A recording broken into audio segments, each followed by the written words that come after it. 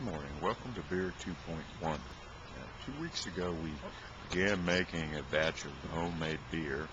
We steeped our grains and created a wort and added our yeast and our hops, and we let it ferment, and I believe you even saw the video of the fermentation. And now that process is completed, and now we move on to Beer 2.1, which involves the packaging and the carbonation of the beer. Beer is usually packaged in bottles, or it can be packaged in kegs. When you first start home brewing, you use the bottles, and you quickly learn that the bottles are just a real pain. You have to find lots of bottles, you have to clean the bottles, and you also have to carbonate the beer in the bottles with natural carbonation, which is kind of a hit or miss process, in which you add a little more sugar into the beer and the yeast takes off again, and you hope that the pressure after about 2 weeks of sitting in the bottles is enough to create delicious foamy beer. Or you can buy a big bottle of carbon dioxide gas and use kegs and skip that whole second process and have delicious carbonated beer. This is called a Cornelius keg. These were used for Coca-Cola and Pepsi, and they're called Cornelius because that's the company that makes them. They're stainless steel, and they hold approximately 5 gallons of beer or Coke or whatever.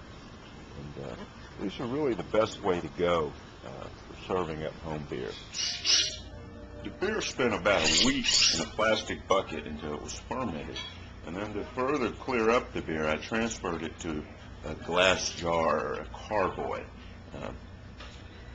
And here it is now in its glass jar. I keep the t-shirt on the beer to keep the light from getting to it. Supposedly sunlight will make the beer skunky flavor. Remove the bubbler. This piece of equipment is called a racking keg. Basically it's a siphon, and I'll put that in the beer all the way to the bottom. And I've already filled it up with water to start my siphon, so I'll just undo this clamp, and I'm going to release the first drippings into a pot. That's to get rid of the water that was in the tube and any impurities or something, so the clearest beer goes into the... Okay, the beer is now siphoning into my Cornelius keg that I cleaned out earlier.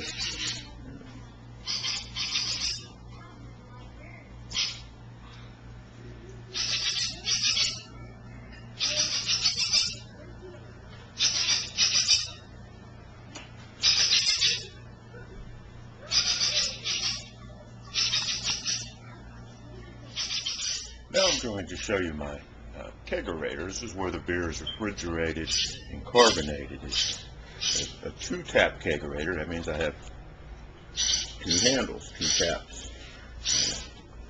I made this myself. I got the refrigerator from an appliance store, and there's extra hops that I keep in the door, and it'll hold 2 of the aforementioned Cornelius kegs. In the back here is my carbon dioxide bottle with 2 pressure gauges. One of them I keep at a higher pressure, and forced carbonate, and that tells me how much CO2 gas I actually have. This bottle of CO2, I can carbonate probably somewhere between 7 to 10 batches of beer. Our keg is full.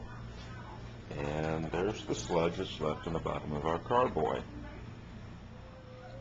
Batten down the hatch.